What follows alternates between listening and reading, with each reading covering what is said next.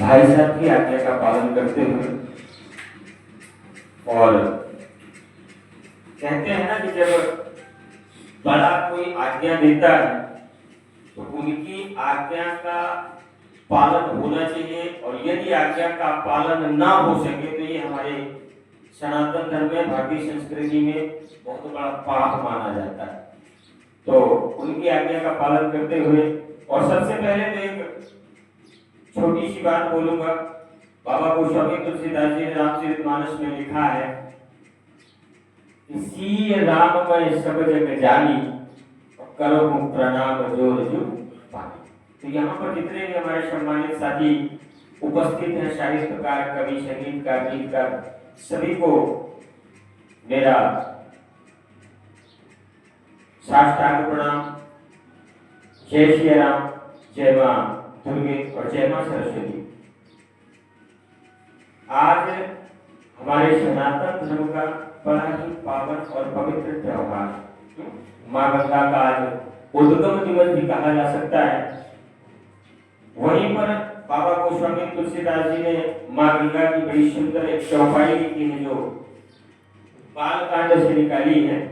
कहते हैं कि तरस परस मज्जन अब पाना, तरस परस मज्जन अब पाना, हरई पाप कह वेद पुराना, नदी पुनीत अमित महिमा अति, कह न सके शारदा विमल। मां गंगा के लिए उन्होंने लिख दिया और बड़ी ही प्रशंसनीय ये चौपाई बनाई है बाबा जी ने। और कल अचानक मेरे मन में जब भाई साहब का फोन आया रात को, क्या बात है, तो जब रात में मैं कैसे लेटा हुआ था, अकेला था घर में, क्योंकि सभी लोग अपने गांव चले गए, मैं अकेला था।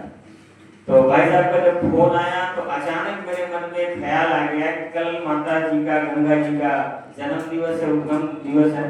तो बाबा जी की चौपाई याद आई, और बाबा जी की चौपाई के बाद मन में कुछ ख्याल आ गया, तो मैंने भी 2 लाइनें लिख दी हैं, प्रस्तुत है आप सबके सामने। अभिनंदन। कहते हैं कि धरा धरण है जटा संकरी, धरा धरा धरण है जटा संकरी, अवतरण दिवस है तुम्हारा। धरा धरण है जटा संकरी, अवतरण दिवस है तुम्हारा, और तेरे पद कमलों में हे शिवाया गंगा मैया है कोटि प्रणाम हमारा। बहुत सुंदर। मां गंगा के चरणों में प्रणाम करते हुए मैं अपनी रचनाओं को आपके समक्ष प्रस्तुत करने का निवेदन करूंगा, आज्ञा चाहूंगा भाई साहब से। सम्मानित यहाँ पर जितने भी हमारे कवि बंधु बैठे हुए हैं, सभी से आज्ञा चाहूंगा। और देखिए, जैसे कि पिछली बार भी कार्यक्रम हुआ था इसी जगह पर, इसी मंच पर, तब भी मैंने कहा था कि मेरी ज्यादातर रचनाएं जो होती हैं वो माँ के ऊपर से होती है।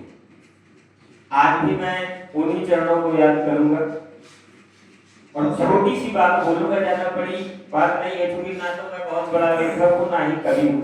तो जो मन में आ जाता है ना, साहित्य का ज्ञान है ना, अलंकार का ज्ञान है, जो भी मन में आया, जैसे भी शब्द माला सामने आई, मैंने उसी को पिरो करके आप लोगों के सामने प्रस्तुत करने का विचार बना लिया है।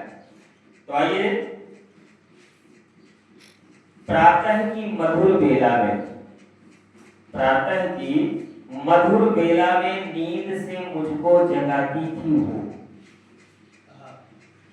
प्रातः काल की मधुर बेला में नींद से मुझको जगाती थी वो।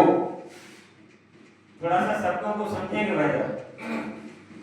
प्रातः काल की मधुर बेला में नींद से मुझको जगाती थी वो, मेरी हर चीज की फिक्र में सदा पिसती रहती थी वो।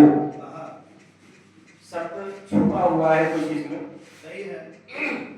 मेरी हर चीज की फिक्र में सदा पिसती रहती थी वो, और घर से बाहर जहां भी जाता लौट कर मेरे आने का इंतजार करती रहती थी वो। अगर हमें तकलीफ होती तो रोती रहती थी वो, अगर हमें तकलीफ होती तो रोती रहती थी वो। क्या बात। हमें खिलाकर शुद्ध व्यंजन, हमें खिलाकर शुद्ध व्यंजन खुद भूखी रहती थी वो। हमें खिलाकर शुद्ध व्यंजन, खुद भूखी रहती थी वो, कैसे कहूँ मैं उनकी फिक्रमंद करामातों को, हमें खुशियां मिले ये दुआ करती रहती थी वो। आगे ध्यान देंगे थोड़ा सा।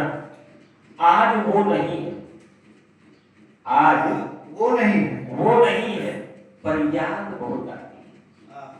आज वो नहीं है पर याद बहुत आती है। आंखें थक गई हैं पर नजर में नहीं है वो, आंखें थक गई हैं पर नजर में नहीं है वो।